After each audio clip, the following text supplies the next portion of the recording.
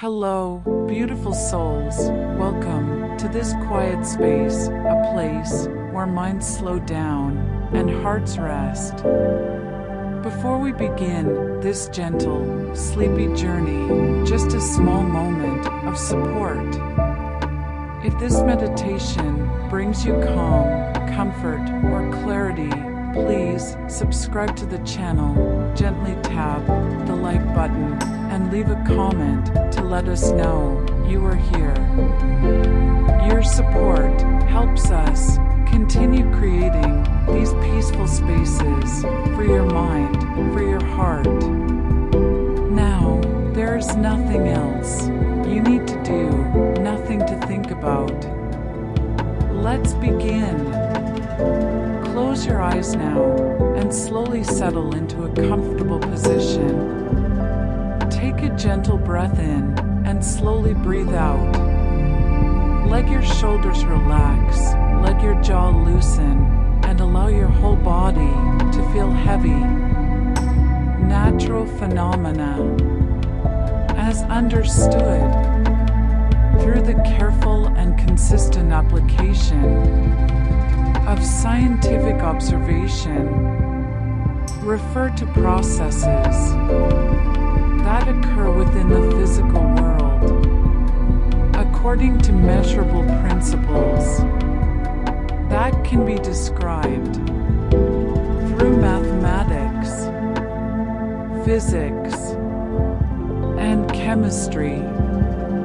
When scientists use the term phenomenon, they are identifying an observable event or set of conditions that can be studied through repeated measurement that follows patterns which remain consistent across time and location, and that can be explained through reference to fundamental physical laws. These phenomena exist independently of human observation, occurring continuously throughout the universe at rates and intensities determined by the energy available within a given system and the physical constraints that govern how that energy can move or transform. The study of natural phenomena does not require dramatic events or unusual circumstances, but rather focuses on the ordinary, ongoing processes that shape the world in ways that are often gradual, predictable, and quiet. Most observable phenomena unfold over timescales that feel slow when measured against human perception, not because nature itself moves slowly, but because the physical processes involved require specific amounts of energy to be transferred or transformed, and this transfer occurs at rates determined by the fundamental properties of matter and the laws of thermodynamics. When we observe a stone gradually weathering, or a cloud slowly changing shape, or temperature differences evening out across a room, we are witnessing processes that involve countless molecular interactions, each one following the same basic rules, each one contributing incrementally to a larger pattern that only becomes visible when viewed across extended periods. The appearance of slowness in natural processes reflects the reality that most changes in the physical world involve redistributing energy or matter in ways that must proceed through intermediate steps, each step requiring time to complete before the next can begin. Physical laws, as formulated through centuries of careful observation and mathematical description, provide the framework through which all natural phenomena can be understood.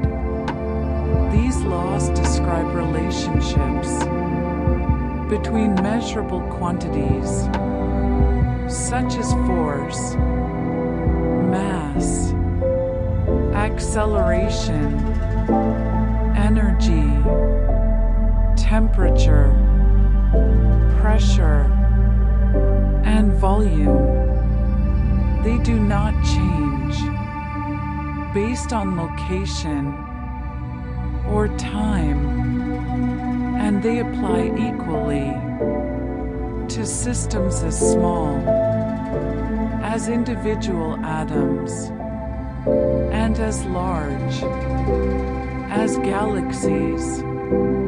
When a phenomenon occurs, it does so in accordance with these laws, which means its behavior can be predicted if sufficient information about initial conditions is available. The laws of thermodynamics describe how energy moves and changes form. The laws of motion describe how objects respond to forces, and the laws of electromagnetism describe how charged particles interact. These principles work together continuously, governing every physical process without exception, producing the steady, reliable behavior we observe in nature. Patterns in nature repeat because the same physical laws apply in all locations and at all times, meaning that similar initial conditions will produce similar outcomes. When water freezes, it does so at a specific temperature, under specific pressure conditions, and this temperature remains constant regardless of where or when the freezing occurs. When gases expand, they follow predictable relationships between pressure, volume, and temperature. When waves travel through a medium, they maintain consistent relationships between wavelength, frequency, and velocity. These repetitions are not coincidental, but are direct consequences of the unchanging nature of physical law.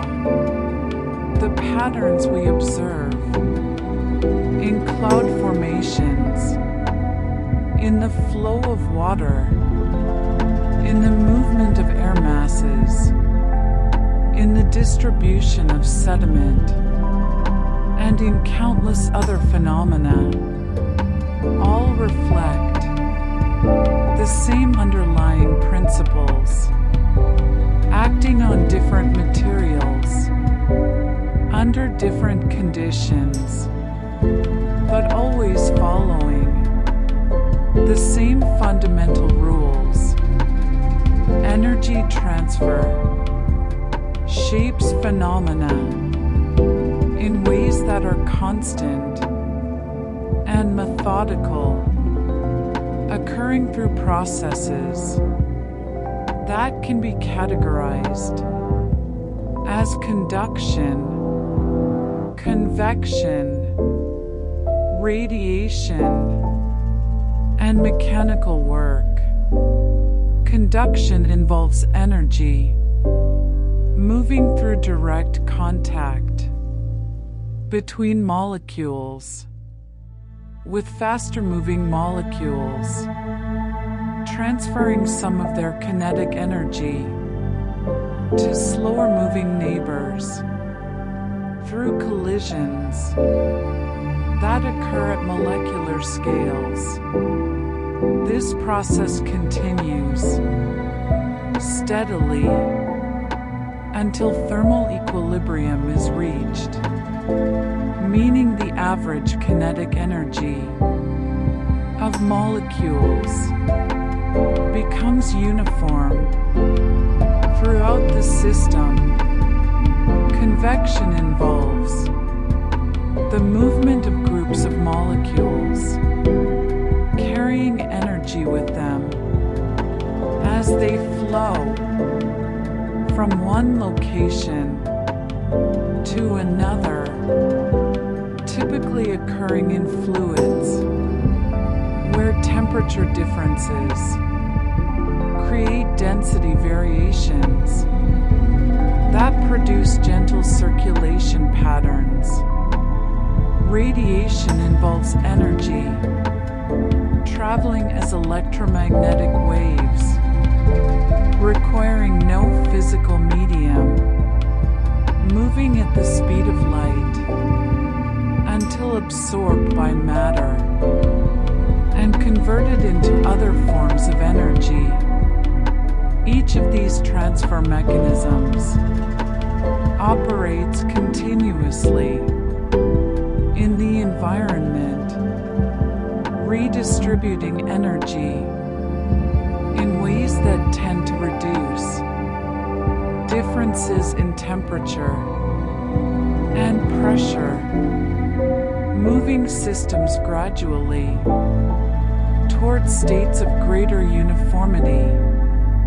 Temperature differences drive motion because temperature represents the average kinetic energy of molecules within a substance.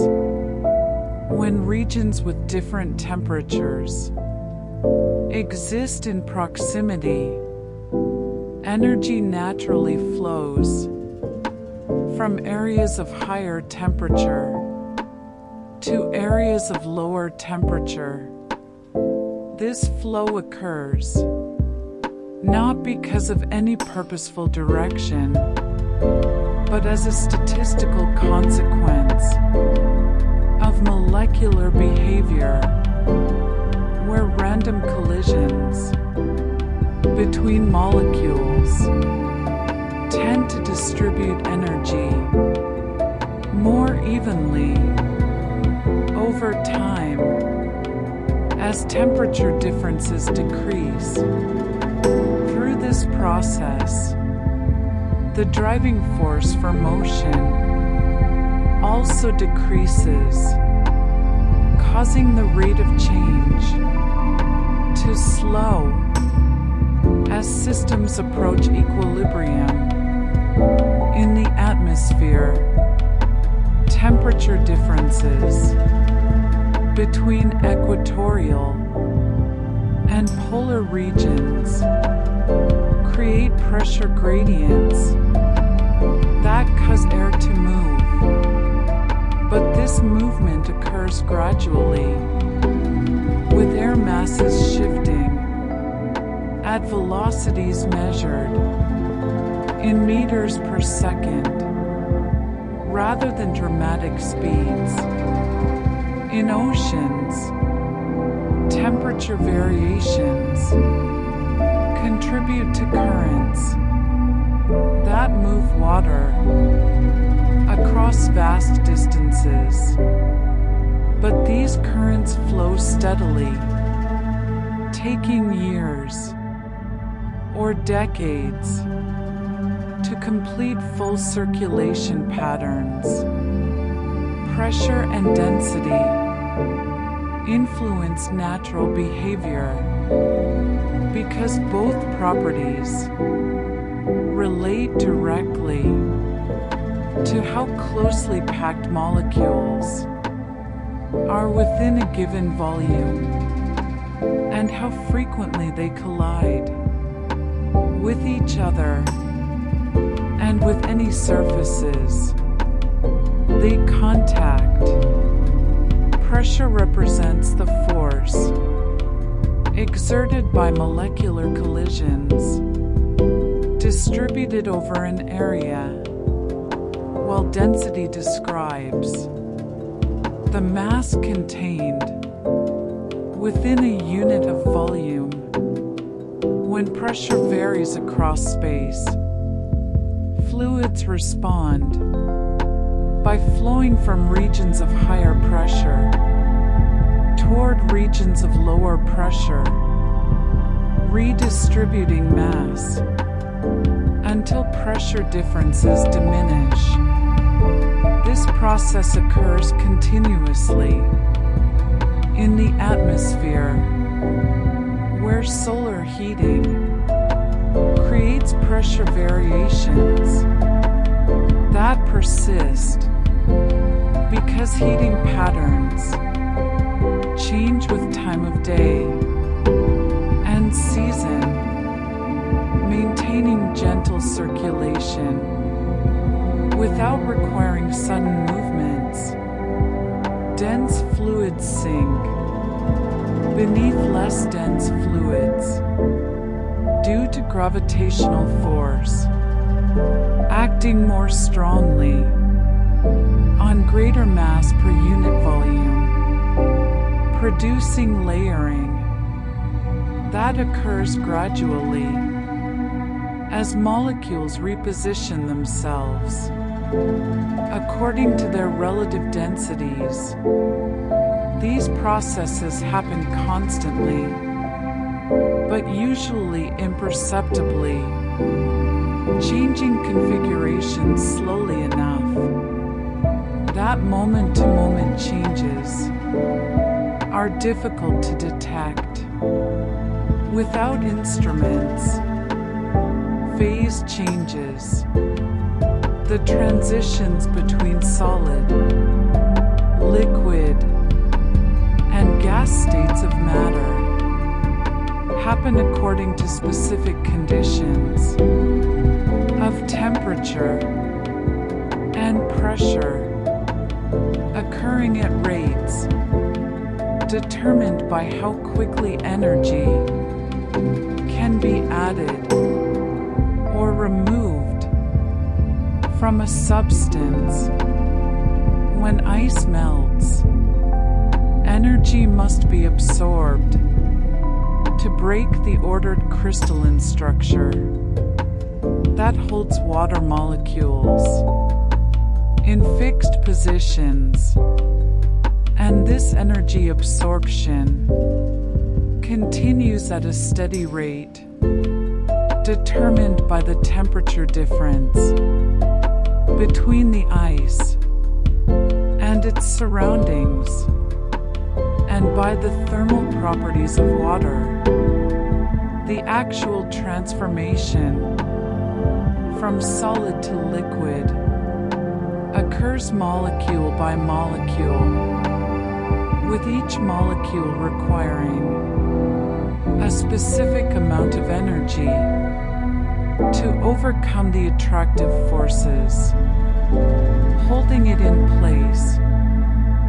Similarly, when water evaporates, individual molecules at the liquid surface must gain sufficient kinetic energy to overcome the attractive forces of neighboring molecules, and this occurs continuously, but gradually, with evaporation rates depending on temperature, pressure, and the amount of water vapor already present in the surrounding air.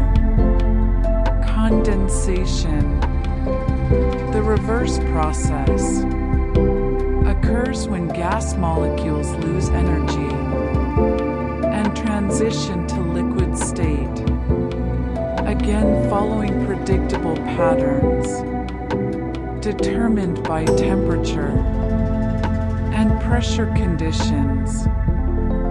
Light interacts with matter through processes that involve the absorption and emission of photons by electrons within atoms and molecules. When light encounters a surface, some portion may be reflected, meaning photons bounce off without being absorbed, maintaining their energy and changing direction according to the angle of incidence and the smoothness of the surface. Another portion may be absorbed, with photon energy being converted into other forms, typically increasing the kinetic energy of molecules and thus raising temperature. Some light may be transmitted through transparent or translucent materials, with photons passing between atoms without significant interaction, though their path may be bent through refraction if moving between materials with different densities. These processes occur simultaneously and continuously whenever light is present, with the specific proportions of reflection, absorption, and transmission depending on the wavelength of light and the material properties of the substance it encounters.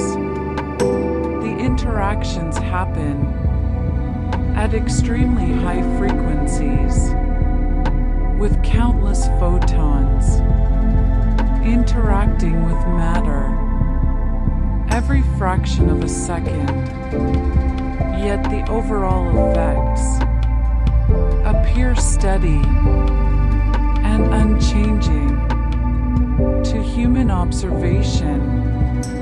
Sound travels as a mechanical wave, requiring a physical medium through which to propagate, moving as a series of compressions and rarefactions that pass through materials by causing molecules to oscillate around their equilibrium positions.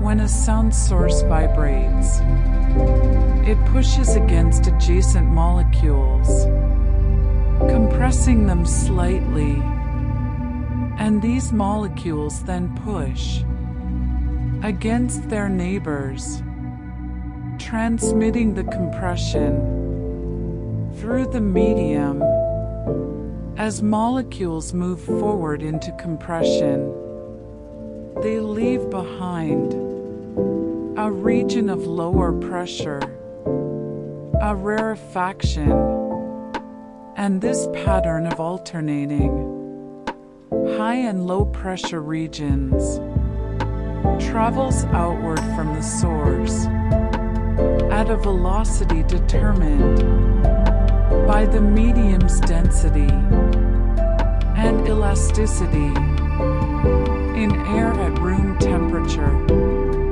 Sound travels at approximately 340 meters per second, a speed that remains nearly constant for sounds of all frequencies, meaning that the pitch or tone of a sound does not affect how quickly it propagates. The actual molecules of air move only tiny distances back and forth as the wave passes, with the wave pattern itself traveling much farther.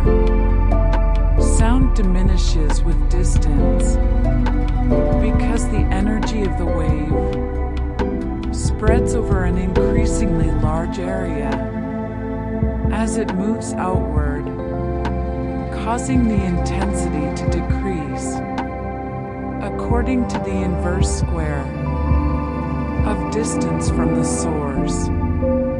Atmospheric phenomena form gradually through the interaction of solar radiation, air pressure systems, moisture content, and Earth's rotation.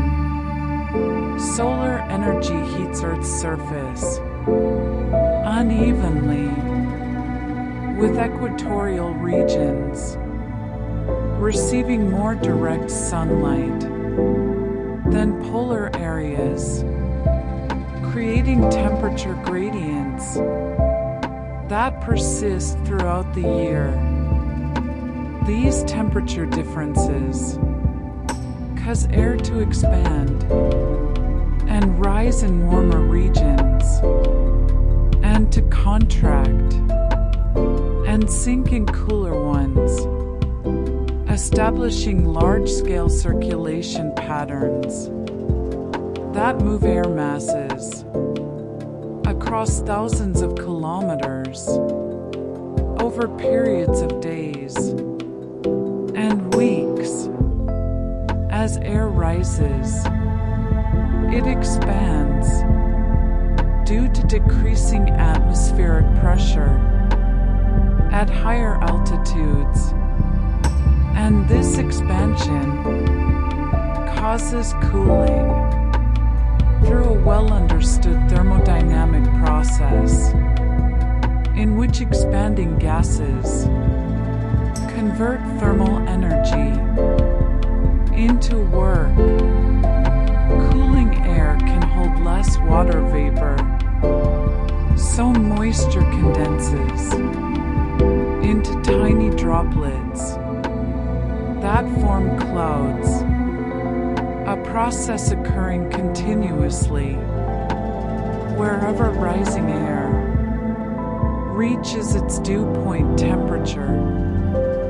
Cloud formation itself happens gradually, with individual water molecules condensing onto microscopic particles suspended in the atmosphere, growing from invisible vapor into visible droplets over minutes to hours.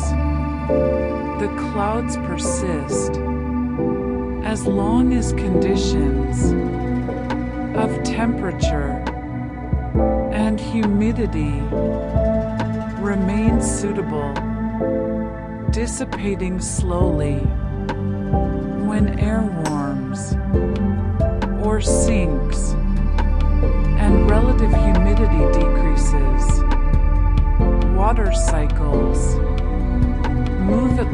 physical intensity because the process is involved.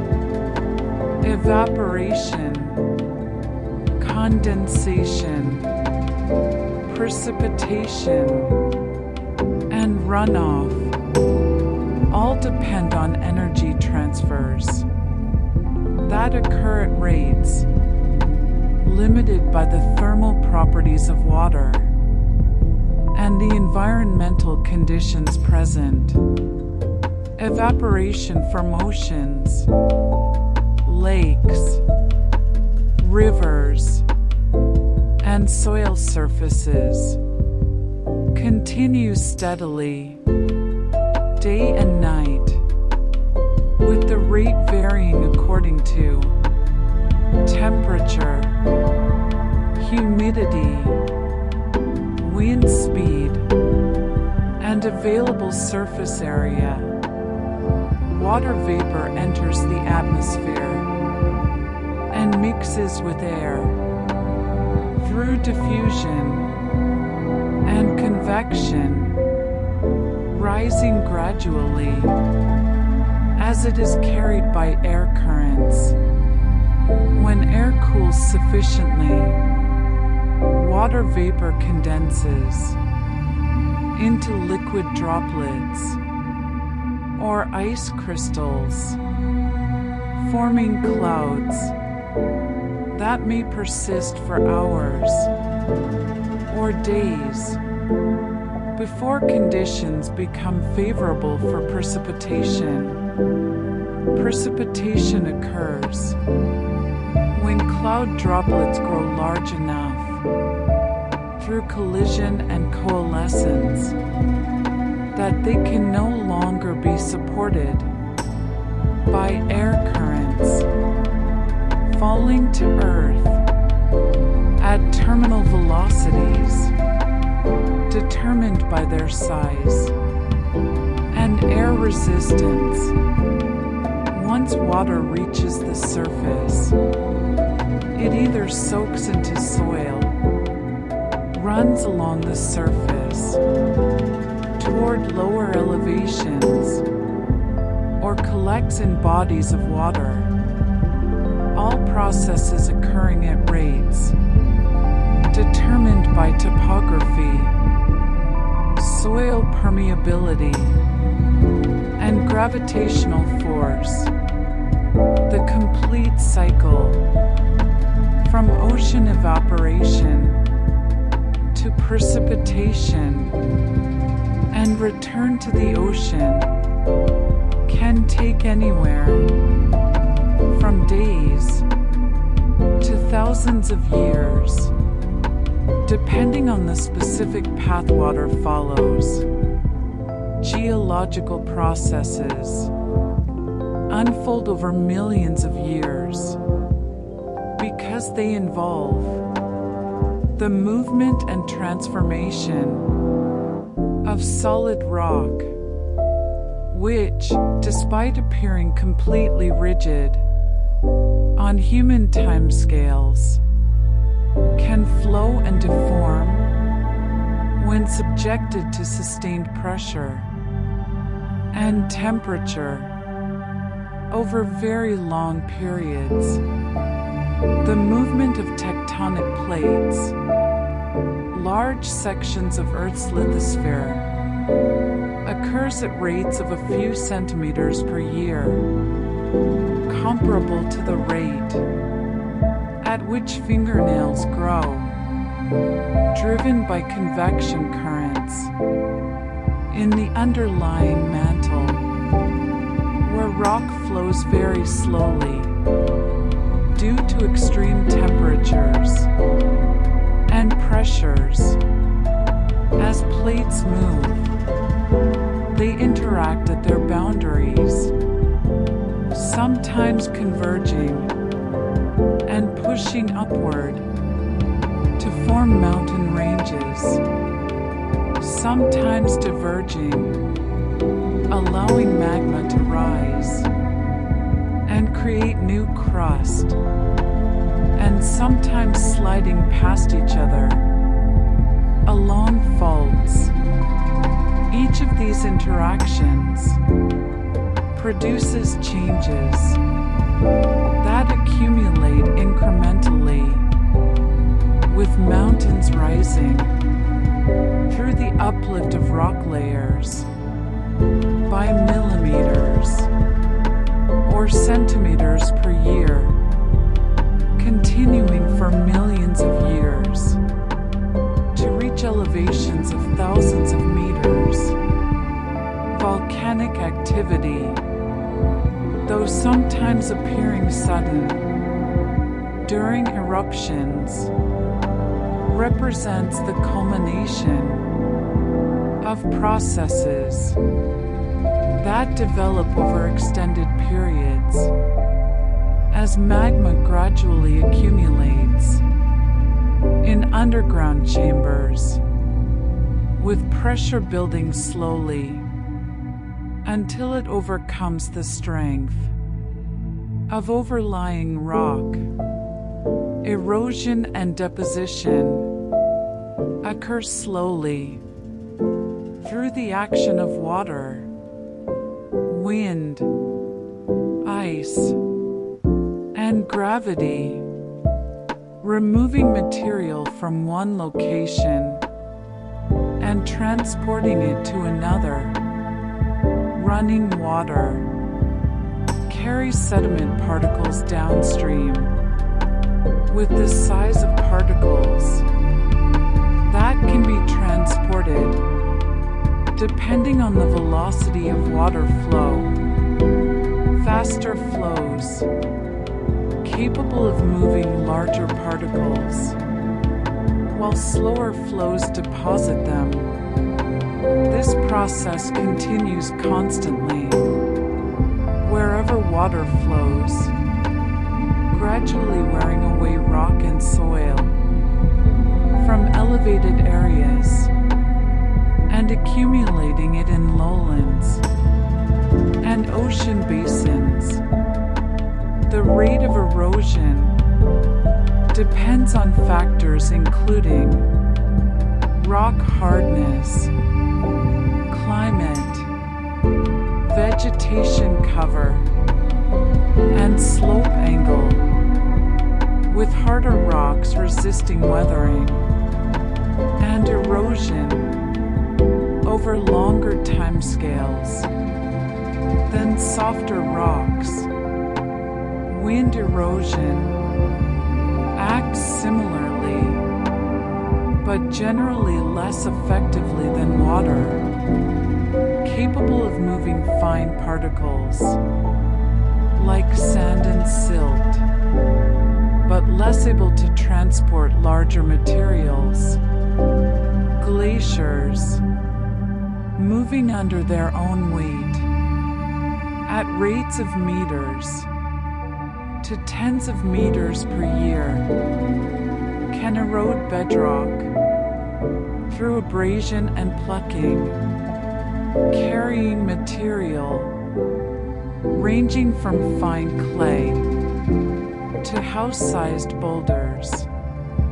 Despite the seemingly dramatic changes glaciers can produce, they achieve these effects through steady, persistent action over thousands to millions of years, rather than through sudden, catastrophic events. Deposition occurs when transport mechanisms lose energy, with sediments settling out of water as flow velocity decreases, or being dropped by melting ice, or accumulating in areas sheltered from wind. Magnetic and electric phenomena remain constant in nature as manifestations of fundamental forces acting on charged particles and magnetic materials.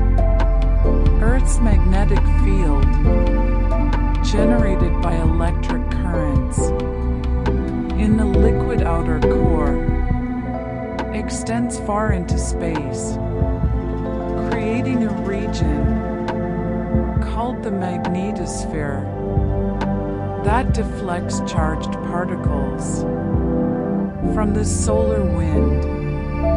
This field has existed for billions of years, maintaining a general configuration with a north and south magnetic pole, though the field's strength and pole positions change gradually over timescales of decades to millennia. The field does not require any input of energy to maintain itself beyond the heat that keeps the outer core liquid and convecting, and it produces no observable effects on most everyday materials, since most substances are only weakly magnetic or non-magnetic. Electric fields exist wherever charged particles create imbalances with positive and negative charges attracting and like charges repelling, according to Coulomb's law. In the atmosphere, separation of charges during cloud formation produces electric fields that can become strong enough to cause lightning. But between lightning events, the fields change slowly as charges redistribute through air movements and ion flows. Static electricity, the accumulation of charge on surfaces, builds gradually through friction and contact between materials with different affinities for electrons, persisting until a path for discharge becomes available or charges slowly leak away through air or surface conduction. Gravitational effects are gentle and continuous because gravity is the weakest of the fundamental forces, and because gravitational acceleration near Earth's surface remains constant at approximately 9.8 meters per second squared, regardless of an object's mass or composition. Objects fall at this acceleration when air resistance is negligible, gaining velocity steadily, but not instantaneously, following predictable trajectories determined by initial velocity and the force of gravity. The Moon orbits Earth under gravitational influence, moving at roughly 1 kilometer per second in a path that remains nearly constant, month after month, year after year, with only tiny perturbations due to the sun's gravity and tidal effects. Ocean tides rise and fall in response to gravitational forces from the moon and sun, but these changes occur over hours, producing flows that accelerate and decelerate so gradually that motion remains nearly imperceptible. At any given moment, gravitational potential energy converts to kinetic energy as objects descend, and kinetic energy converts back to potential energy as objects rise. With these conversions, following conservation of energy principles that ensure total energy remains constant when friction and air resistance are negligible, the orbital motions of planets, the slow precession of Earth's axis, and the multi-million-year orbits of stars around galactic centers all proceed under gravitational influence at steady, predictable rates. Biological phenomena follow physical constraints because living organisms are made of matter that obeys the same laws of physics and chemistry that govern non-living systems. Growth occurs through the synthesis of complex molecules from simpler ones, processes requiring energy and occurring at rates limited by reaction kinetics, enzyme availability, and resource supply. A plant grows by converting carbon dioxide, water, and solar energy into glucose and other organic compounds through photosynthesis, a series of chemical reactions that proceed at rates determined by temperature, light intensity, carbon dioxide concentration, and the efficiency of chlorophyll and associated molecules. The glucose produced provides energy and raw materials for building cell walls, membranes, proteins, and other structures, with growth proceeding as cells divide and enlarge according to genetically programmed patterns. Animals grow by consuming organic matter and using it to build tissues, with growth rates limited by metabolic capacity, food availability, and the time required for cells to divide and differentiate. Metabolism, the sum of all chemical reactions in an organism, operates continuously with energy extracted from nutrients through oxidation reactions that proceed in controlled steps, each step catalyzed by specific enzymes. Energy is released gradually, rather than all at once, allowing organisms to capture it in the chemical bonds of ATP and other energy-carrying molecules, which can then be used to power other cellular processes.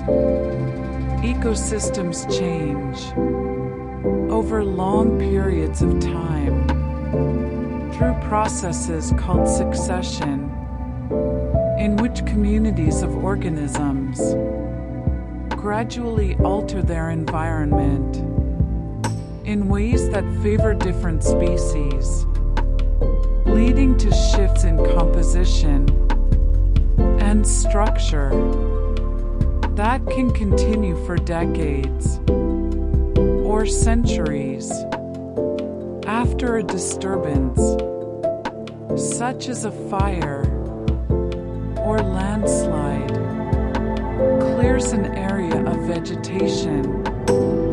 The exposed soil is first colonized by fast-growing species adapted to high light conditions, and disturbed soil, often annual plants, with light, easily dispersed seeds. These pioneer species modify the environment by adding organic matter to soil, providing shade, and altering moisture levels, creating conditions more favorable for other species that grow more slowly but compete more effectively in the changed environment. Over years and decades, the initial colonizers are replaced by shrubs and trees that can tolerate or outcompete them, and the ecosystem transitions through recognizable stages toward a composition that remains relatively stable, called a climax community, though in reality, ecosystems continue to change at slower rates, even when they appear stable. The species present in an ecosystem at any given time reflect not only current environmental conditions, but also the history of previous conditions and the rate at which species can colonize, grow, and reproduce.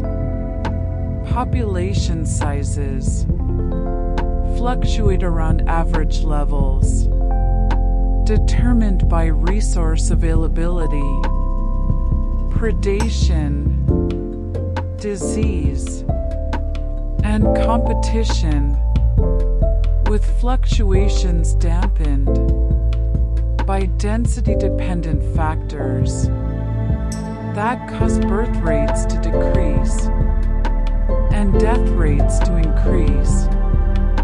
When populations become too large, balance and equilibrium appear in natural systems because processes that create change are often opposed by processes that resist or reverse change, producing negative feedback loops that stabilize system behavior around particular values. When a pendulum swings, gravitational force acts to pull it back toward the vertical position, causing it to oscillate around that equilibrium point, with amplitude decreasing over time as friction dissipates energy. Chemical reactions reach equilibrium when forward and reverse reaction rates become equal, with concentrations of reactants and products settling at stable values.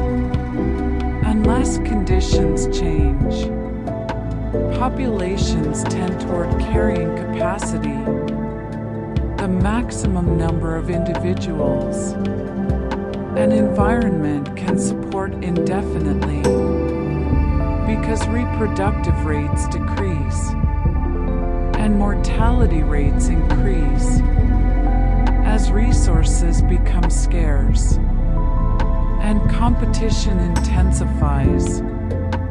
Temperature regulation in warm-blooded animals depends on negative feedback, with cooling mechanisms activating when body temperature rises above set point, and heating mechanisms activating when it falls below. These equilibrating tendencies do not prevent change, but cause systems to respond to disturbances by returning towards stable states, producing patterns of variation that remain bounded rather than increasing without limit. Most physical change is incremental because large changes require large amounts of energy or time, and energy typically becomes available gradually rather than suddenly, and most processes involve multiple steps that must occur in sequence. A river carves a canyon by removing rock particles one at a time, with each flood carrying away a tiny fraction of the total volume, requiring millions of floods over millions of years to excavate substantial depth. Soil forms as rock breaks down through repeated freeze-thaw cycles, chemical weathering, and the action of plant roots and organisms, affecting only outer layers, repeated countless times to produce significant soil depth. Stars form from clouds of gas and dust, contracting under their own gravity, but the contraction proceeds slowly because it must overcome outward pressure created by random motion of gas molecules, taking millions of years to compress material enough to ignite nuclear fusion. Once formed, stars burn their fuel steadily, with fusion rates determined by the balance between gravitational compression and thermal pressure, maintaining relatively constant energy output for billions of years. These examples illustrate a general principle that while dramatic changes occur in nature, they typically result from the accumulation of many small changes rather than single sudden events. Observation relies on consistent measurement, the repeated determination of physical quantities under controlled conditions to establish values and detect changes that might otherwise go unnoticed. Scientific instruments extend human senses, allowing measurement of phenomena too small, too large, too fast, too slow, too distant, or too faint to perceive directly. Thermometers measure temperature by utilizing thermal expansion of liquids or changes in electrical resistance, properties varying predictably with temperature. Barometers measure atmospheric pressure through height of a mercury column or deflection of an aneroid cell. Seismometers detect ground motion by recording movement of a suspended mass, isolated from ground vibrations. Each measurement contains uncertainty, a range within which the true value likely falls, arising from instrument limitations, environmental fluctuations, and the fundamental nature of the quantity being measured. Reducing uncertainty requires averaging multiple measurements, improving instrument precision, and controlling environmental conditions, allowing smaller changes to be detected and more precise values established. Long-term monitoring programs track changes over years or decades, documenting trends that emerge only when data from many observations are compared, revealing patterns invisible in short-term records. Scientific models describe gradual behavior by representing natural phenomena through mathematical equations, relating measurable quantities that can be solved to predict future states or understand how systems respond to changing conditions. A model of heat conduction uses differential equations to calculate how temperature varies with position and time, showing how thermal energy spreads from warmer to cooler regions at rates proportional to temperature gradients and material properties. Climate models divide the atmosphere and ocean into three-dimensional grids, calculating how energy, momentum, and moisture move between grid cells according to physical laws, updating conditions in small time steps to simulate months, years, or centuries. Population models track numbers of individuals and their age or size distributions, incorporating birth and death rates depending on environmental conditions and population density, predicting how populations change over time under different scenarios. Models necessarily simplify reality, including only factors considered most important, representing complex processes through approximate relationships. But well-constructed models capture essential behaviors and make predictions that can be tested against observations. When predictions match observations, confidence in the model increases. When they diverge, the model must be refined or replaced.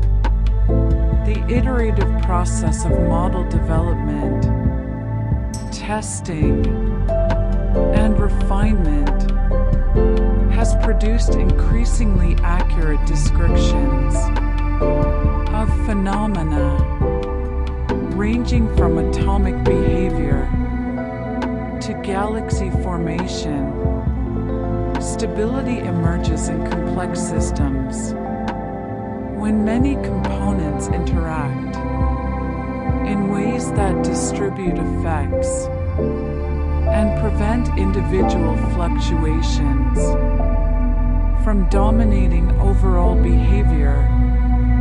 In a diverse ecosystem, the loss of one species may have little impact on overall productivity because other species compensate, whereas in a simple system with few species, the loss of one can cause dramatic changes in the atmosphere.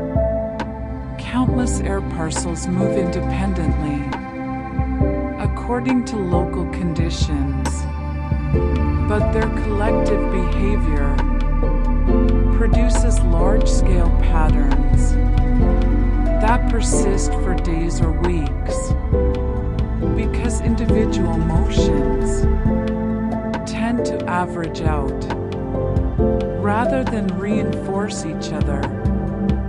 A power grid maintains stable voltage and frequency because many generators operate in parallel, with control systems adjusting output to match demand, and because the grid connects many users whose individual consumption varies randomly, smoothing total demand. Financial markets, ecosystems, climate systems, and many other complex systems exhibit stability that emerges from interactions of many components rather than from the properties of any single component. This emergent stability does not prevent change, but makes the system resistant to small perturbations, requiring substantial or sustained forcing to produce large-scale alterations.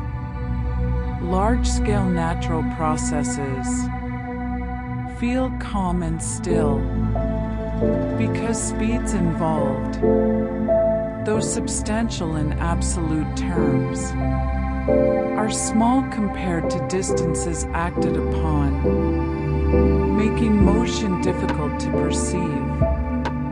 Without long observation periods or precise instruments, continental plates move at speeds of centimeters per year, covering thousands of kilometers over millions of years.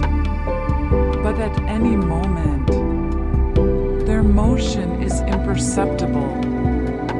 Ocean currents flow at speeds ranging from centimeters to meters per second, transporting vast quantities of water and heat. But their motion appears gentle because water is a fluid, moving without friction between internal layers, creating smooth flows rather than turbulent surges. The expansion of the universe causes galaxies to recede from each other at velocities increasing with distance, with distant galaxies moving at thousands or tens of thousands of kilometers per second. Yet this expansion occurs smoothly, so that within individual galaxies, gravitational attraction holds stars and gas clouds in stable configurations. The rotation of Earth produces surface velocities exceeding 400 meters per second at the equator. but because everything on the surface moves together. We perceive no motion, experiencing only secondary effects, such as the Coriolis force that deflects moving air and water. Motion can exist without visible disturbance when movement occurs uniformly, with all parts of a system moving together, or when movement is so slow that changes are imperceptible over short timescales. A train moving at constant velocity on smooth tracks creates little sensation of motion for passengers because their bodies move at the same speed as the train, and absent external reference points, there is no indication that movement is occurring. Molecules in a gas move at hundreds of meters per second, colliding billions of times per second. Yet the gas as a whole appears still, because molecular motions are random, with no net movement in any particular direction. And because molecules are too small to see individually, glaciers flow under their own weight, with ice deep within moving faster than ice at the surface and sides, due to the distribution of stress and the temperature-dependent viscosity of ice. But this flow occurs at rates so slow that the glacier appears frozen in place, unless observed over months or years. The concept of motion depends on frame of reference, and many phenomena involve motion relative to one frame, but appear static when viewed from another frame moving with the system.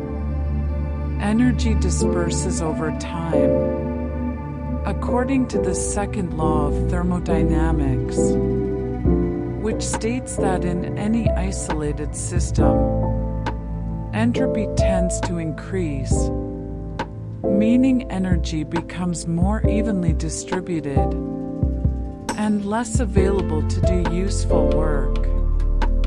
When hot and cold objects are placed in contact, heat flows from hot to cold until temperatures equalize. And once equalized, energy can no longer flow, having become dispersed throughout the combined system. When fuel burns, concentrated chemical energy converts to thermal energy that spreads into the surrounding environment, becoming distributed among countless molecules moving in random directions, impossible to recollect and use again with the same efficiency. This dispersal does not mean energy is lost. Total energy remains constant according to the first law of thermodynamics. But energy transforms from concentrated, organized forms into dispersed, disorganized forms. The dispersal occurs spontaneously, requiring no external input, and represents a universal tendency, explaining why processes have directionality, why heat flows from hot to cold, rather than the reverse, why friction converts kinetic energy to thermal energy, rather than the opposite.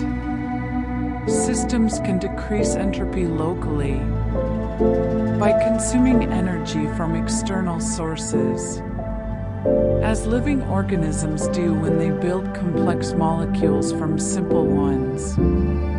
But this local decrease is always accompanied by a larger increase elsewhere, maintaining maintaining the overall increase demanded by thermodynamics. Physical systems tend toward balance through redistribution of energy and matter, driven by differences in intensive properties, such as temperature, pressure, and chemical potential. Temperature differences cause heat flow. Pressure differences cause fluid flow. Concentration differences cause diffusion, with each process continuing until the driving difference diminishes to zero. The approach toward balance follows exponential decay patterns, with the rate of change proportional to the remaining difference, causing rapid initial changes that slow progressively as equilibrium is approached. A hot cup of coffee cools quickly at first, when the temperature difference between coffee and air is large, then cools more slowly as the difference decreases, approaching room temperature asymptotically, never quite reaching it, but coming close enough that further change becomes undetectable. The tendency toward balance reflects statistical principles, with random molecular motions more likely to reduce differences than to increase them, simply because there are more configurations corresponding to uniform distributions than to non-uniform ones. This statistical tendency gives the second law of thermodynamics its physical basis, explaining why isolated systems evolve toward states of maximum entropy. Phenomena repeat across different environments because physical laws are universal, applying everywhere in the universe, without regard to location or local conditions. Water freezes at the same temperature on Earth, on Mars, and in interstellar space, assuming equal pressure, because the forces between water molecules that determine freezing point are the same everywhere. Gravity causes objects to accelerate toward massive bodies, whether on Earth, on the Moon, or in orbit around a distant star, with the acceleration magnitude depending only on the mass and radius of the body in question. Light travels at the same speed through vacuum, regardless of source, observer motion, or location. A fundamental constant appearing in the equations governing electromagnetism and relativity. These universal laws ensure that similar conditions produce similar results, allowing scientists to understand distant phenomena by studying local examples, and to predict behavior in environments that cannot be directly accessed by extrapolating from laboratory measurements. The universality of physical law is itself an empirical observation, confirmed through countless experiments and observations across a wide range of conditions, but it has proven so reliable that it forms a foundation of scientific methodology. Nature maintains steady, low-intensity activity because most energy sources provide power at limited rates, and because energy dissipation through friction, radiation, and other mechanisms removes energy from active processes, preventing unlimited accumulation. The sun delivers energy to Earth at a rate of approximately 1,360 watts per square meter. At the top of the atmosphere, a flux that varies with time of day and season, but remains bounded, unable to increase indefinitely. This incoming energy drives atmospheric circulation, ocean currents, the water cycle, and photosynthesis, processes that extract energy at rates that cannot exceed the input rate averaged over time. Geothermal energy flows from Earth's interior to the surface at an average rate of about 65 milliwatts per square meter, many orders of magnitude less than solar input, providing the energy for volcanism and plate tectonics at rates sufficient to maintain these processes over billions of years, but insufficient to cause sudden dramatic changes. Tidal energy, derived from Earth's rotational energy and the Moon's orbital energy, dissipates at a rate of about 3 terawatts globally, gradually slowing Earth's rotation and increasing the Moon's orbital distance at rates so small that many thousands of years are required to produce measurable changes. These energy flows establish the baseline levels of activity observable in natural systems, with short-term variations occurring around these baselines, but rarely exceeding them by large factors for extended periods. The movement of air masses across the planet occurs through circulation cells that transport heat from equatorial regions, where solar input is greatest, toward polar regions, where input is least.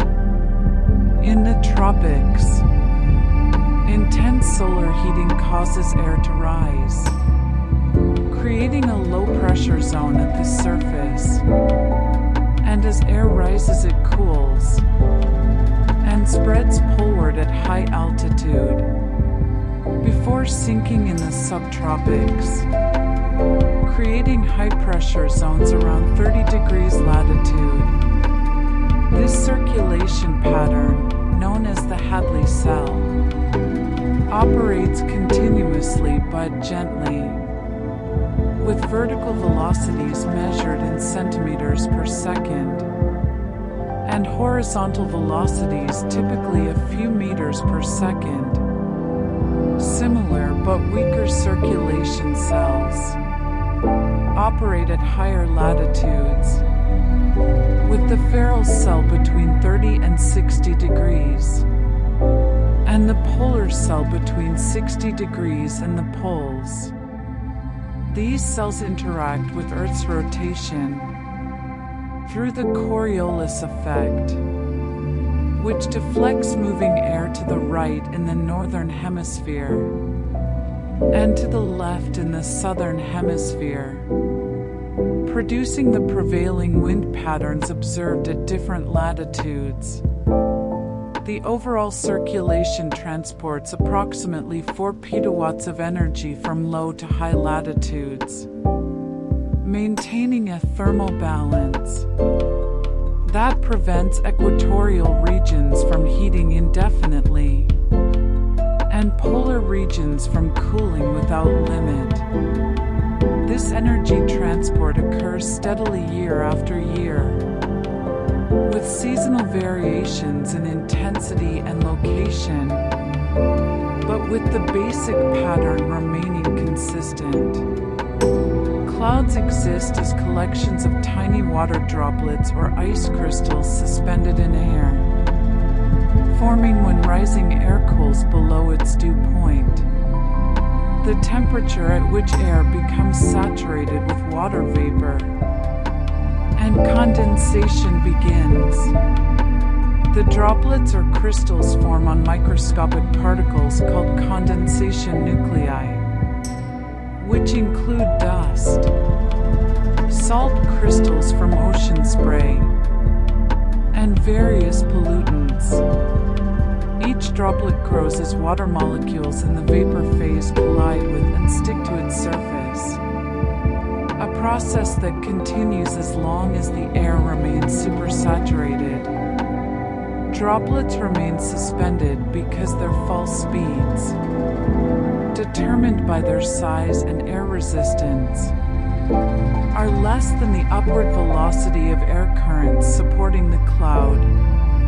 Typical cloud droplets are 10 to 20 micrometers in diameter, with fall speeds of about 1 centimeter per second, easily overcome by updrafts of tens of centimeters per second.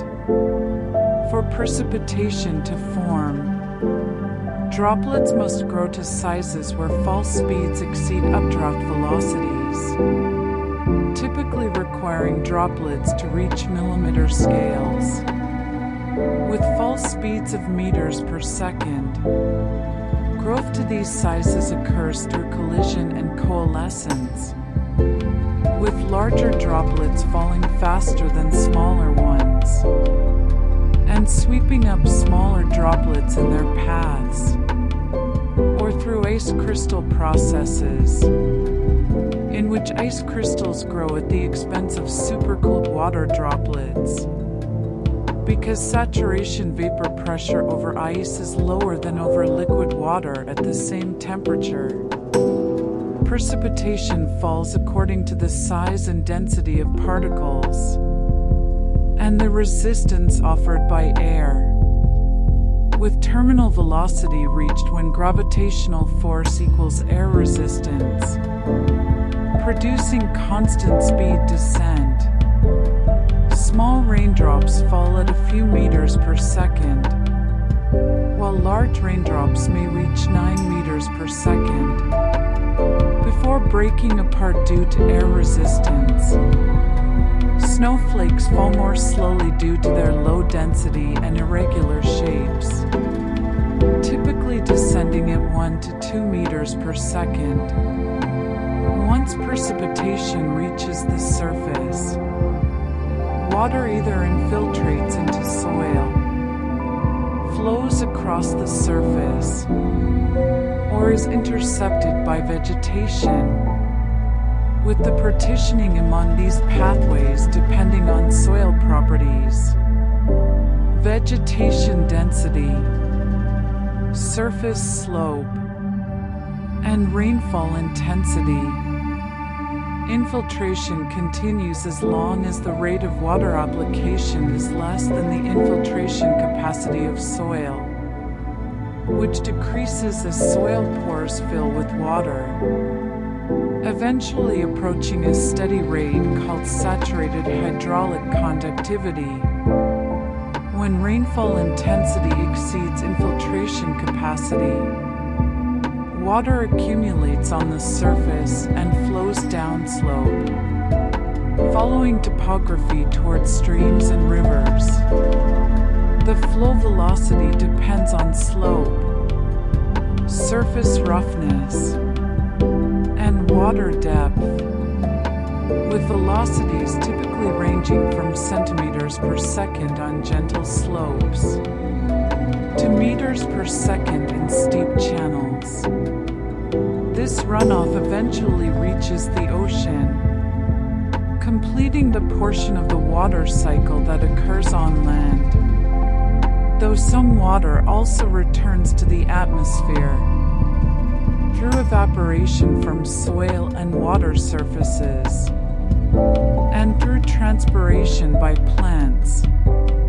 Rivers shape landscapes through the transport of sediment, eroding material from banks and beds in areas where flow velocities are high enough to dislodge particles, and depositing material in areas where velocities decrease and particles settle.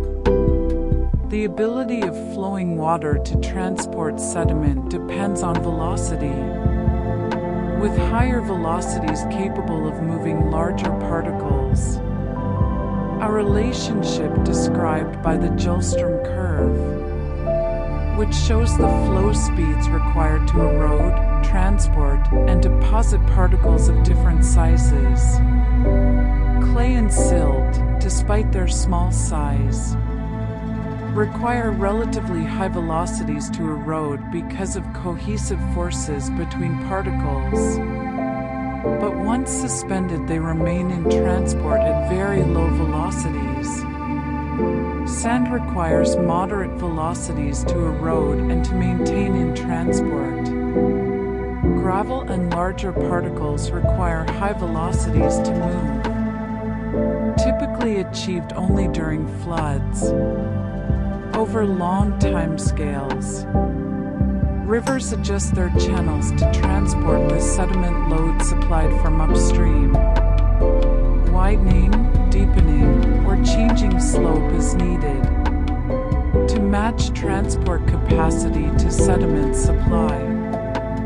This adjustment occurs through erosion and deposition that proceed at rates dependent on flow frequency, sediment availability, and bank and bed material properties.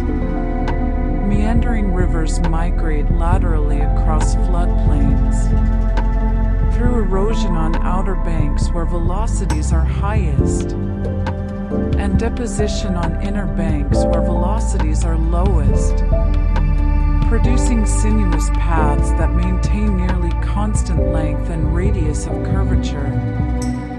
In response to the balance between centrifugal force pushing water outward and bank resistance, the migration rate varies from centimeters to meters per year, depending on bank erodibility and flood regime. The ocean stores heat absorbed from the sun and distributes it globally through currents, driven by wind stress and by density differences arising from variations in temperature and salinity. Surface currents, driven primarily by wind, form large gyres in each ocean basin, circulating clockwise in the northern hemisphere and counterclockwise in the southern hemisphere, due to the Coriolis effect and the distribution of continents. These currents transport warm water from tropical regions toward higher latitudes, along the western sides of ocean basins, and return cooler water toward the equator along eastern sides, creating asymmetric temperature distributions that influence coastal climates. The Gulf Stream, for example, carries warm water from the Gulf of Mexico northward along the east coast of North America, and then eastward across the Atlantic, transporting approximately 100 million cubic meters of water per second, at speeds up to 2 meters per second, delivering substantial heat to the North Atlantic and moderating the climate of northwestern Europe. Deep ocean currents, driven by density differences, form a global circulation called the thermohaline circulation, or meridional overturning circulation, in which cold, dense water sinks in polar regions and flows along the ocean floor toward lower latitudes, while warmer, less dense water moves poleward at the surface to replace it. This circulation completes a full cycle in approximately 1,000 years, slowly mixing and homogenizing ocean properties, while transporting heat and dissolved substances. The ocean surface exchanges gases with the atmosphere through diffusion across the air-sea interface, with the direction and rate of exchange determined by the difference in partial pressure between ocean and atmosphere. Carbon dioxide dissolves in seawater and reacts with water to form carbonic acid, which dissociates into bicarbonate and carbonate ions, allowing the ocean to hold much more carbon dioxide than would be possible if it simply dissolved without reacting. The ocean has absorbed approximately 1/4 of the carbon dioxide released by human activities, slowing the rate of atmospheric increase, but causing ocean pH to decline in a process called ocean acidification. This absorption continues as long as atmospheric carbon dioxide concentrations exceed equilibrium with the ocean. But the rate of uptake depends on gas exchange rates at the surface, which depend on wind speed and sea state, and on the rate at which carbon dioxide can be transported from surface waters into the deep ocean through circulation and biological processes. Oxygen enters the ocean from the atmosphere and through photosynthesis by marine phytoplankton, supporting the respiration of marine organisms. Oxygen concentrations decrease with depth because respiration consumes oxygen, while decomposition of sinking organic matter releases carbon dioxide, and because deep waters are isolated from the surface for long periods, during which oxygen cannot be replenished. Photosynthesis by phytoplankton in the sunlit surface layer of the ocean produces organic matter that supports marine food webs. Some fraction sinks as dead cells and fecal pellets into deeper waters, where it is consumed by bacteria and other organisms, or accumulates in sediments. This biological pump transports carbon from the surface to depth, removing it from contact with the atmosphere for the time water remains in the deep ocean, typically centuries to millennia. The efficiency of the biological pump depends on the fraction of organic matter that sinks before being remineralized in surface waters, which depends on particle size, composition, and sinking rate. Larger particles sink faster and are more likely to reach depth before decomposition, while smaller particles sink slowly and are mostly recycled in surface waters. The production of organic matter depends on nutrient availability, particularly nitrogen, phosphorus, and iron, which are supplied to surface waters by upwelling of deep water, by river inputs, and by atmospheric deposition in areas where nutrients are abundant. Primary production is high and supports large populations of zooplankton, fish, and other organisms. In nutrient-poor areas, production is low, and populations are correspondingly smaller. These patterns of productivity persist across seasons and years, varying in response to climate patterns, but maintaining characteristic levels determined by nutrient supply and light availability. Coral reefs form in shallow tropical waters, where warm temperatures, high light levels, and low nutrient concentrations favor the growth of reef-building corals, which are colonies of small animals called polyps that secrete calcium carbonate skeletons. The polyps contain symbiotic algae called zooxanthellae that photosynthesize and provide the coral with energy, allowing growth rates that can reach centimeters per year under favorable conditions.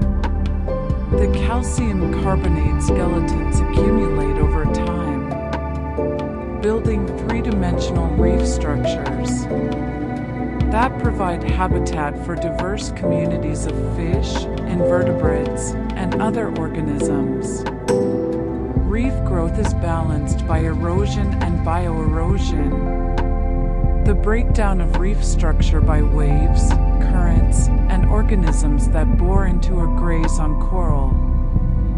When growth exceeds erosion, reefs expand, and when erosion exceeds growth, reefs shrink.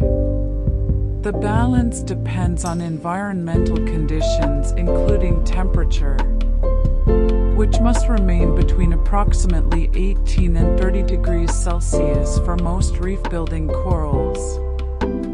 Water clarity, which determines light penetration and thus photosynthesis by zooxanthellae, and carbonate saturation, which affects the ease with which corals can precipitate calcium carbonate. Reefs can persist for thousands of years under stable conditions, growing upward to track sea level rise, and extending laterally to form fringing reefs, barrier reefs, and atolls. Changes in environmental conditions can cause shifts in coral species composition or declines in coral cover, processes that unfold over years to decades in response to stresses such as elevated temperature, pollution, or overfishing. Soil develops from rock through weathering processes that break down minerals and release nutrients, combined with the accumulation of organic matter from plant and animal residues.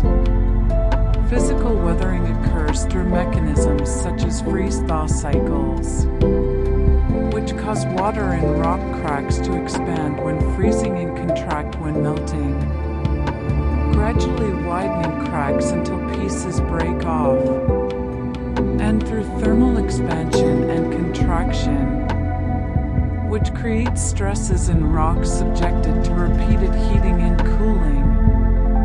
Chemical weathering occurs when water and acids react with minerals, dissolving some components and transforming others into different minerals or into dissolved ions. Carbon dioxide dissolved in water forms carbonic acid, a weak acid that can dissolve limestone and weather silicate minerals. Organic acids produced by plant roots and microorganisms accelerate weathering by increasing acidity and by forming complexes with metal ions that enhance dissolution. The products of weathering include clay minerals, metal oxides, and dissolved ions, which remain in place or are transported by water to accumulate elsewhere. Soil formation proceeds at rates that vary with climate, rock type, topography, and biological activity, ranging from fractions of a millimeter per century in cold or arid regions to millimeters per century in warm, humid regions with abundant vegetation. Once formed, soil continues to develop as chemical and biological processes redistribute materials among horizons. The distinct layers that differ in color, texture, composition, and other properties. Organic matter accumulates near the surface, where plant inputs are greatest, while clay and iron oxides may accumulate at depth, where they are deposited after being transported downward by percolating water. Plants obtain water and nutrients from soil through their roots, which grow through soil pores by extending root tips into spaces between particles, or by pushing particles aside. Root elongation occurs through cell division and expansion near the tip, processes that require energy and water, and that proceed at rates of millimeters to centimeters per day, depending on soil conditions, plant species, and growth stage. As roots grow, they encounter varying conditions of water content, nutrient concentrations, oxygen levels, and mechanical resistance, responding by adjusting growth direction and rate to favor regions with more favorable conditions. Water enters roots through osmosis, moving from soil where water potential is higher to root cells where water potential is lower due to dissolved solutes. The water potential gradient drives flow through cell membranes and walls, with water moving into roots, then through root tissues to xylem vessels, and upward through the plant to leaves, where it evaporates through stomata, small pores on leaf surfaces. This process, called transpiration, continues as long as stomata are open and atmospheric humidity is less than 100%, creating a tension in xylem that pulls water upward from roots through the continuous water columns in xylem vessels. Transpiration rates depend on atmospheric conditions including temperature, humidity, wind speed, and solar radiation, varying from near zero at night when stomata close to several milliliters per square meter per second during midday, when conditions favor high evaporation rates. Nutrient uptake by plants occurs through active transport, in which membrane proteins use energy from ADP to move nutrient ions from soil solution into root cells against concentration gradients, and through facilitated diffusion, in which proteins allow certain ions to move down concentration gradients without energy input. The uptake rate for each nutrient depends on its concentration in soil solution, the density and surface area of roots, the kinetics of transport proteins, and the plant's demand for that nutrient. Nutrients depleted near root surfaces are replenished by diffusion from surrounding soil and by mass flow, the movement of dissolved substances carried by water flowing toward roots. The rate of replenishment determines whether nutrients remain abundant or become limiting to plant growth. Nutrients that have low concentrations or low mobility often become limiting. Nitrogen, phosphorus, and potassium are most commonly limiting because plants require them in relatively large amounts, and because their availability in soil is often low compared to plant demand. Micronutrients such as iron, manganese, zinc, and copper are required in smaller amounts, but can also become limiting when soil concentrations are very low, or when chemical conditions reduce their availability. Plants have evolved various strategies to enhance nutrient acquisition, including forming symbiotic associations with mycorrhizal fungi that extend effective root surface area, exuding organic acids that increase nutrient solubility, and adjusting root architecture to explore larger soil volumes. The carbon cycle describes the movement of carbon among atmosphere, biosphere, hydrosphere, and geosphere through processes that operate on timescales ranging from seconds to millions of years. Photosynthesis removes carbon dioxide from the atmosphere and incorporates it into organic compounds, converting approximately 120 billion metric tons of carbon per year globally.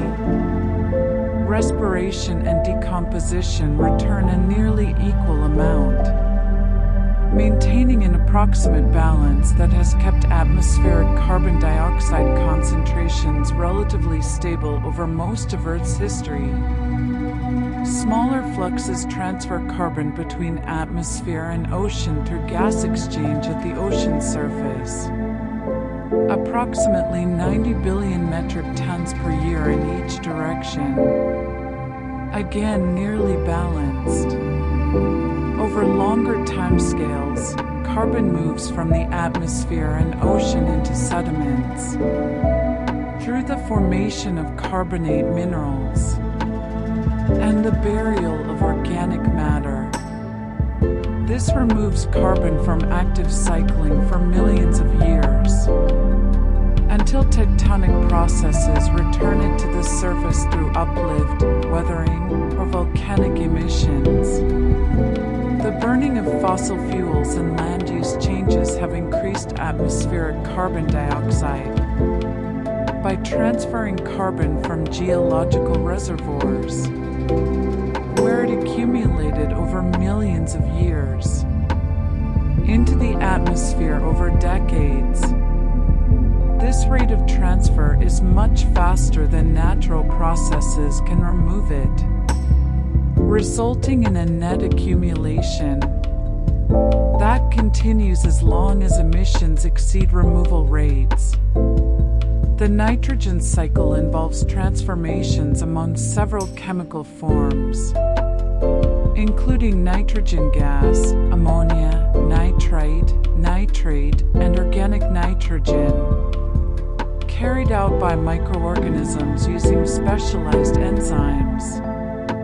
Nitrogen gas makes up 78% of the atmosphere, but cannot be used directly by most organisms, because the triple bond between nitrogen atoms is very strong, requiring substantial energy to break.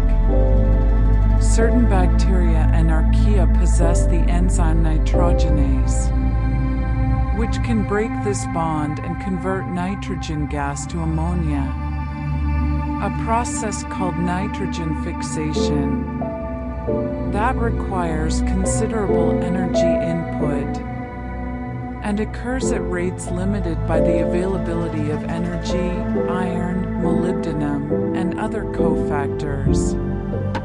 The ammonia produced can be assimilated by plants and microorganisms, or can be converted to nitrite, and then nitrate by nitrifying bacteria through oxidation reactions that release energy. Nitrate can be taken up by plants, or can be converted back to nitrogen gas by denitrifying bacteria under low oxygen conditions, completing the cycle by returning nitrogen to the atmosphere. These transformations proceed simultaneously in different locations within soils and aquatic sediments, with rates depending on microbial populations, oxygen levels, temperature, pH, and substrate availability. Human activities have roughly doubled the rate of nitrogen fixation globally through industrial production of fertilizers and cultivation of nitrogen-fixing crops. This increases nitrogen availability in many ecosystems and causes excess nitrogen to accumulate in groundwater, rivers, and coastal waters. where it can stimulate algal growth and lead to oxygen depletion. Decomposition breaks down organic matter into simpler compounds through the action of bacteria, fungi, and other organisms that secrete enzymes to digest complex molecules externally and then absorb the products. The rate of decomposition depends on the chemical composition of organic matter, with simple compounds like sugars and amino acids decomposing rapidly, while complex compounds like cellulose and lignin decompose slowly. It also depends on environmental conditions including temperature, moisture, oxygen availability, and pH, with decomposition proceeding fastest in warm, moist, well-aerated conditions. In tropical rainforests, leaf litter may decompose completely within months, while in boreal forests or tundra, organic matter can persist for years or decades. The products of decomposition include carbon dioxide released through respiration, nutrients released in forms that can be taken up by plants and microorganisms, and humus, a dark, complex mixture of organic compounds that resists further decomposition and contributes to soil structure and water-holding capacity. The balance between organic matter inputs from plant growth and losses through decomposition determines whether organic matter accumulates or declines in soil, with accumulation occurring when inputs exceed decomposition, and decline occurring when decomposition exceeds inputs. In wetlands where low oxygen levels slow decomposition, organic matter accumulates as peat, forming deposits that can reach many meters thick and store large amounts of carbon for thousands of years. Wetlands function as transitions between terrestrial and aquatic ecosystems, supporting plant communities adapted to saturated soil conditions and fluctuating water levels. Hydrology, the pattern of water movement and storage, determines wetland characteristics by controlling soil saturation, which affects oxygen availability, nutrient cycling, and the plant species able to survive. In wetlands flooded permanently or for most of the year, only plants adapted to low oxygen conditions can persist, typically species with specialized tissues that transport oxygen from leaves to roots, or that can tolerate anaerobic metabolism. In wetlands flooded seasonally or intermittently, a broader range of species can occur, with composition reflecting the duration and timing of flooding. Wetlands provide numerous ecosystem functions, including filtering pollutants from water as it flows through vegetation and soil, storing floodwaters and releasing them gradually, recharging groundwater, and providing habitat for wildlife. Organic matter accumulation in wetland soils stores carbon and nutrients, removing them from active cycling, and improving water quality downstream.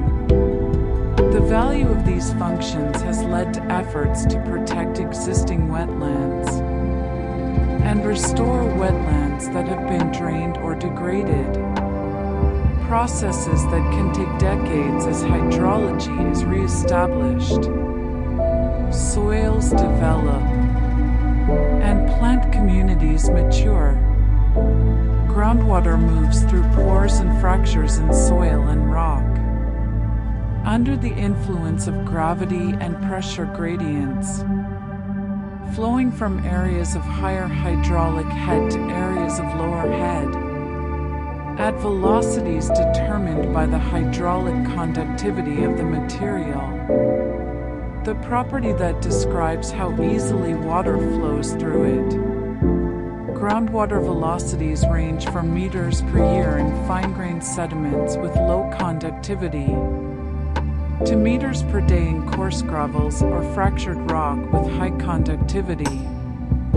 This slow movement means that groundwater can take decades to centuries to travel from recharge areas, where water infiltrates from the surface, to discharge areas, where it returns to the surface in springs, seeps, or directly into streams and lakes.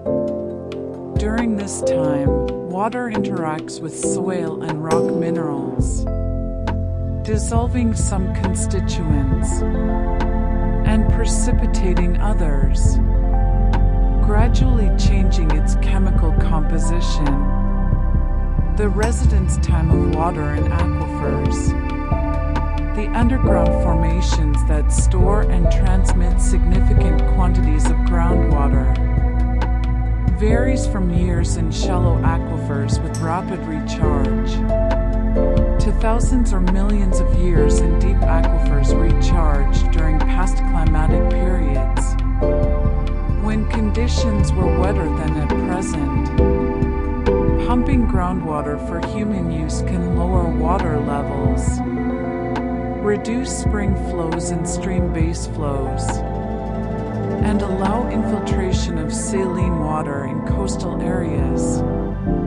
These effects develop gradually as pumping continues, and may take decades to fully manifest, and additional decades to centuries to reverse if pumping is reduced or stopped. Surface water and groundwater remain connected through continuous exchange that occurs wherever rivers, lakes, and wetlands intersect with subsurface flow paths, allowing water to move gradually between visible and hidden parts of the hydrological system. In many river systems, groundwater contributes a steady base flow, maintaining stream levels during dry periods, with water seeping slowly from surrounding soils and aquifers into the channel, through the porous materials beneath and along the banks. This contribution occurs because the water table, the upper surface of groundwater, lies above the level of the river, creating a pressure gradient that drives flow toward the channel.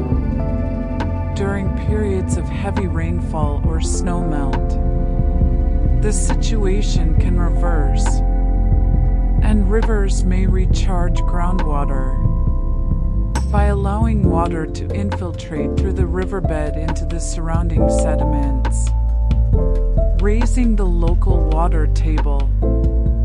These exchanges occur at rates that depend on the permeability of the materials involved, and the difference in hydraulic head between surface water and groundwater, with changes often measured over days, weeks, or seasons rather than moments. Snow accumulates in cold regions as precipitation falls in solid form, storing water in a frozen state that may remain on the surface for months, before melting and entering rivers and soils. The rate at which snow melts depends on air temperature, solar radiation, wind speed, and the properties of the snowpack, including its density and albedo, the fraction of sunlight it reflects. Fresh snow reflects most incoming sunlight, reducing energy absorption and slowing melting, while older, compacted snow reflects less and absorbs more energy. Increasing melt rates. Meltwater percolates through the snowpack, sometimes refreezing at lower, colder layers, and forming ice lenses that can temporarily store water before releasing it later. When meltwater reaches the ground, it infiltrates into soil if the soil is not frozen or saturated, or flows over the surface into streams if infiltration capacity is exceeded. In mountainous regions, snowmelt provides a predictable seasonal input to rivers, with peak flows occurring during spring and early summer, sustaining downstream ecosystems and human water use during otherwise dry periods. Ice persists in glaciers and ice sheets where accumulation of snow exceeds melting over long periods, allowing layers of compressed snow to transform into ice through processes that expel air and rearrange ice crystals into a dense, interlocking structure. As ice accumulates, the weight of overlying layers increases pressure in deeper layers, causing ice to deform and flow outward and downward under its own weight. This flow occurs through a combination of internal deformation, where ice crystals change shape and orientation, and basal sliding, where the glacier moves over the underlying rock or sediment, sometimes lubricated by meltwater at the base. Flow velocities vary from centimeters per year in cold, thin ice, to meters per day in warm, thick glaciers. This slow movement transports ice from accumulation zones at higher elevations to ablation zones at lower elevations, where melting and calving remove ice. The balance between accumulation and ablation determines whether a glacier advances, retreats, or remains stable, with changes typically observed over years to decades as climate conditions shift. Ice sheets covering Greenland and Antarctica contain the majority of Earth's freshwater, with thicknesses reaching several kilometers, and flow patterns that respond gradually to changes in snowfall and temperature, redistributing ice over timescales of centuries to millennia. The atmosphere continuously exchanges energy and matter with the surface through processes that include radiation, conduction, and turbulent mixing. Solar radiation heats land and water surfaces during the day, increasing surface temperatures and creating temperature gradients between the surface and the overlying air. Heat then transfers from the surface to the air through conduction at the immediate interface and through convection as warm air rises and cooler air sinks to replace it.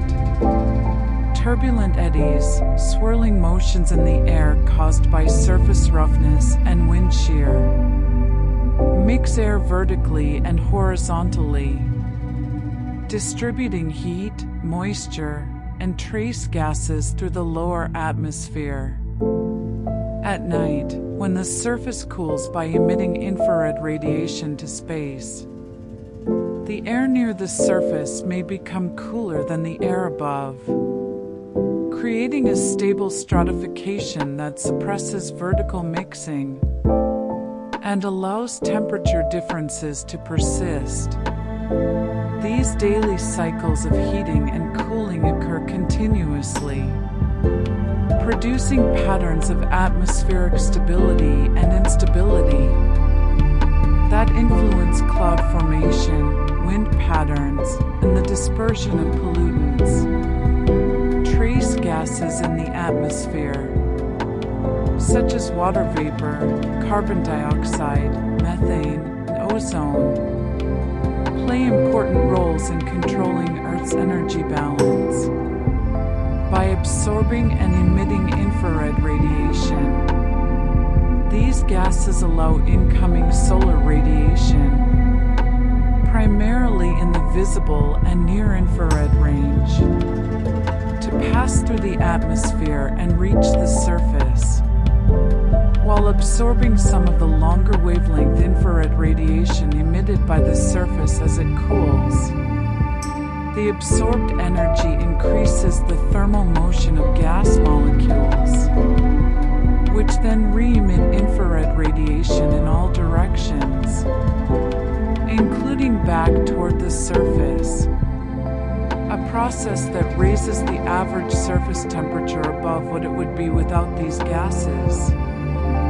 Concentrations of trace gases change through natural processes, such as evaporation, respiration, decomposition, and chemical reactions, as well as human activities like combustion and industrial production.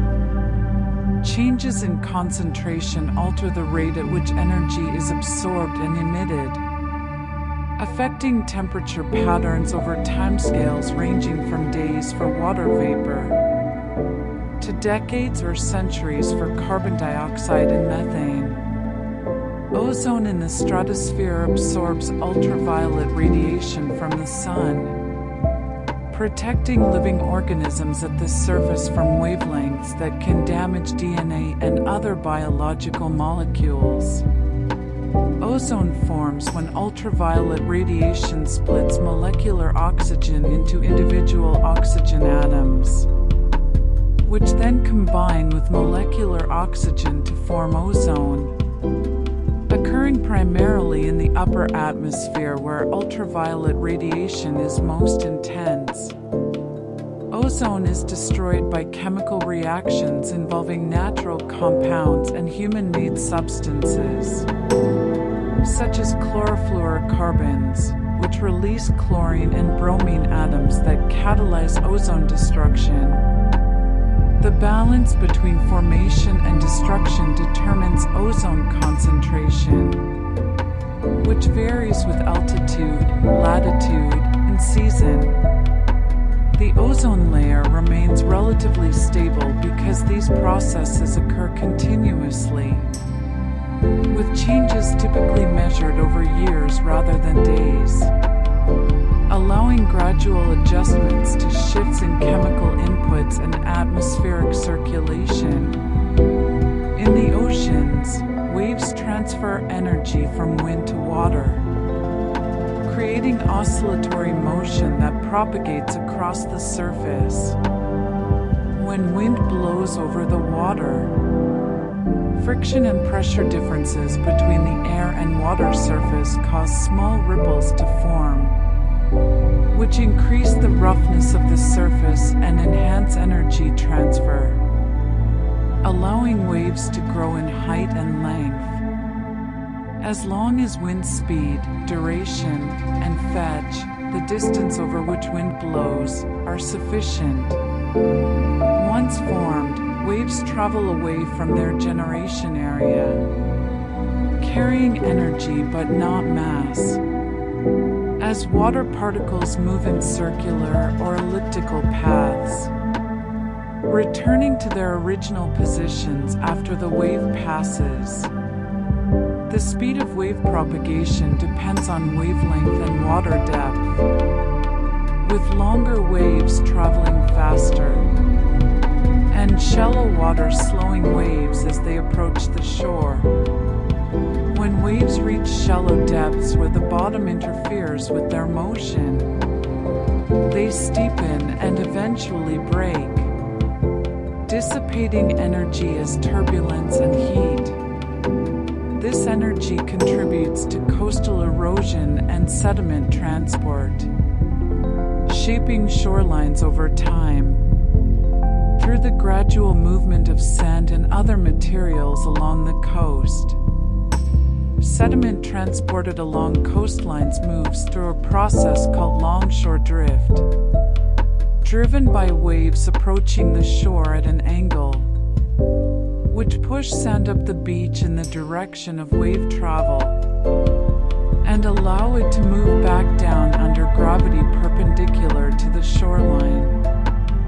This zigzag motion results in a net transport of sediment along the coast, redistributing material over distances of kilometers to tens of kilometers, over years to decades. The rate of transport depends on wave energy, wave angle, sediment size, and beach slope, with stronger, more oblique waves moving larger quantities of sediment. Structures such as jetties and groins can interrupt this transport, causing sediment to accumulate on one side and erode on the other. Effects that develop gradually as the balance of sediment supply and removal is altered. Over longer timescales, changes in sea level influence coastal processes, altering the position of the shoreline relative to wave action, causing beaches and barrier islands to migrate landward or seaward in response to rising or falling sea levels. In the interior of Earth, heat generated by radioactive decay of elements such as uranium, thorium, and potassium contributes to the thermal energy that drives mantle convection. This heat production occurs continuously as unstable isotopes decay at rates determined by their half-lives, releasing energy in the form of kinetic energy of decay products and gamma radiation, which is absorbed by surrounding material and converted to thermal energy. The heat flows upward through the mantle and crust by conduction and convection, creating temperature gradients that influence rock properties and movement. In the mantle, solid rock behaves as a very viscous fluid over long timescales, allowing convection currents to develop that transport heat from deeper regions toward the surface. These currents move at rates of centimeters per year, sufficient to drive the motion of tectonic plates at the surface. The heat flow to the surface averages about 44 terawatts globally, a small amount compared to the energy received from the sun, but sufficient to sustain volcanic activity, hydrothermal circulation, and plate tectonics over geological time. Hydrothermal systems occur where groundwater comes into contact with hot rock, often near volcanic regions or mid-ocean ridges, causing water to heat, dissolve minerals, and rise back to the surface.